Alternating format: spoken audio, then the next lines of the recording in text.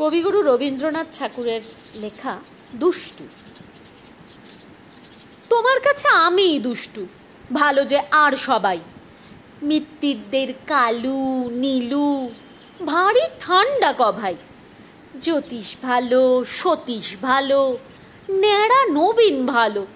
তুমি বলো ওরাই কেমন, ঘর করে রয় আলো।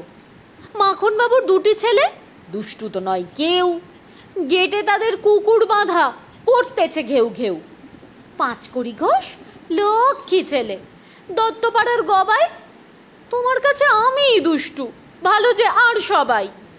তোমার কথা আমি যেন শুনি নে কখনোই, জামা কাপড় যেন আমার সাফ থাকে না কোনোই।